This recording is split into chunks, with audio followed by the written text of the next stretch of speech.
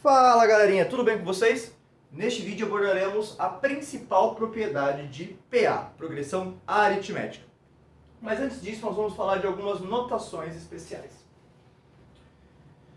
Separando em quantidade de termos par, sei lá, 10 termos numa PA, e quantidade de termos ímpar, sei lá, 5 termos numa PA. Beleza? Então, pensem comigo. Suponhamos que, sei lá, essa PA tenha 4 termos. Então, A1, A2, A3 e A4. Você poderia trabalhar com esses indicadores, né? Mas, às vezes é muito prático reescrever eles em função da razão, como nós já vimos em vídeos passados, especialmente na dedução da fórmula. Ou seja, nós poderíamos escrever o A2 assim, ó.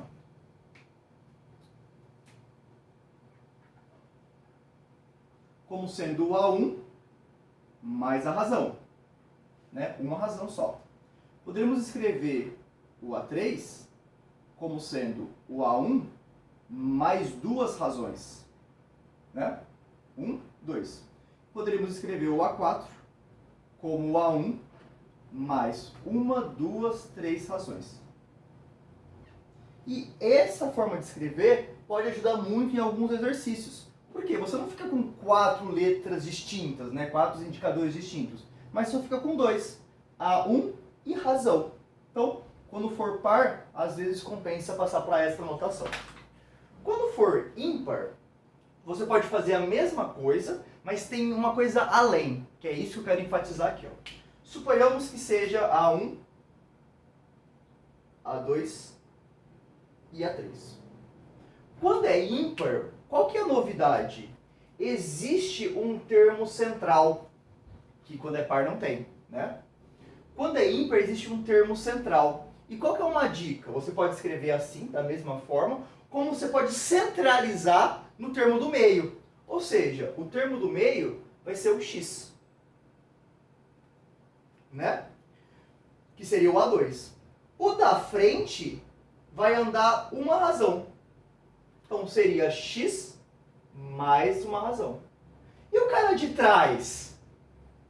Vai andar uma razão? Não. Vai subtrair uma razão. Ou seja, x menos r. E essa é uma forma muito boa de escrever. Por quê? Se numa eventual necessidade você tiver que somar os três, as razões se cancelam. Só sobra em função de x. Se tivesse, porventura, um A4 e um A5, você poderia escrever assim, ó, x mais duas razões, né? Porque você ia centralizar em termo do A3.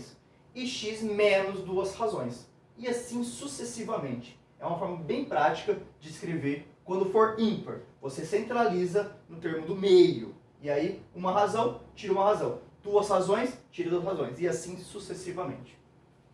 Olha a principal propriedade. Eu te dei 3 números que estão em PA. E a principal propriedade, você vai olhar, vai centralizar no cara do meio e vai olhar para os seus vizinhos. Ela serve para 3 valores consecutivos de uma PA. Pode ser A1, A2, A3, A7, A8, A9, A1000, A1001, A1002. Tem que ser 3 termos consecutivos. Você vai centralizar no cara do meio. E o que o cara do meio diz sobre os seus vizinhos? Que ele é a média aritmética. Você lembra o que é média aritmética? Quem nunca fez para saber se passou naquela matéria, em matemática, por exemplo? O que você faz na média aritmética? Soma e divide pela quantidade. Então, o termo central é a média aritmética dos seus vizinhos. Soma, divide por 2, em cima dá 14, dividido por 2 dá 7. Isso mostra que é verdadeiro. O termo central é a média aritmética dos seus vizinhos. Escrito de uma forma algébrica para valer para 3 termos quaisquer, nós podemos pensar assim na seguinte formulinha, ó. Podemos pensar para A1, A2 e A3. 3 termos consecutivos. Mas lembre que poderia valer para A5, A6, A7, A8, A9, A10. Tem que ser 3 termos consecutivos. Eu vou só apresentar em função desses 3. O do meio, o A2, é a média aritmética dos seus vizinhos. Você pode sempre usar isso, é uma propriedade muito válida e importante no estudo da PA. Tá? Novamente, poderia valer para 3 índices consecutivos quaisquer. Só estou exemplificando com A1, com A2, com A3. Note um exemplo.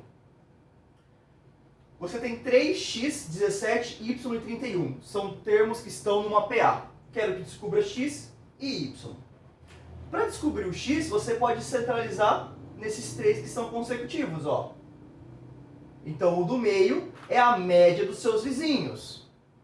Soma e divide por 2. Então, a soma dá 20, dividido por 2, o x é 10. E faz todo sentido ser 10.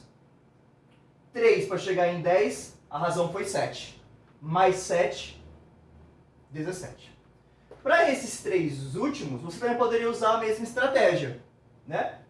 O do meio é a média aritmética dos seus vizinhos. Mas você já sabe a razão é 7. Consequentemente, 17 mais 7, o y só pode ser 24. E aí eu queria terminar a aula justificando essa fórmula. Por que ela é verdadeira? E a justificativa está por trás disso. Vamos comigo? Lembre que na matemática as fórmulas precisam ganhar significado. Imagine então que são 3 termos consecutivos. E de fato são. Então é uma quantidade ímpar. Então nós conseguimos escrever assim, ó. Beleza?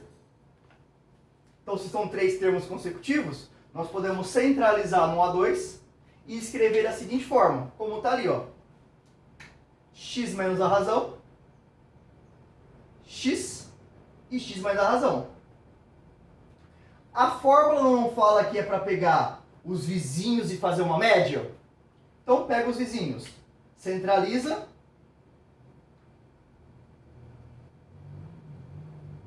e faz a média. Então o que eu vou fazer? Vou somar isso. Então vou somar x menos a razão mais x mais a razão.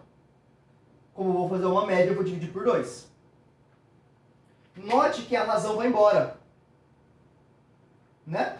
O que vai sobrar? X mais x. Ou seja, 2x. Mas é 2x dividido por 2. 2x dividido por 2 também dá para simplificar o 2 em cima com 2 embaixo. Moral da história, quem que sobra? O x, que é justamente o termo central. Então a fórmula é sempre verdadeira. E a justificativa está por trás desta anotação, de escrever centralizado no termo central, no termo do meio. Beleza? Espero que vocês tenham gostado da principal propriedade, do exemplo de aplicação, das notações e especialmente da justificativa, porque aqui no canal nós fazemos questão de apresentar. Até a próxima!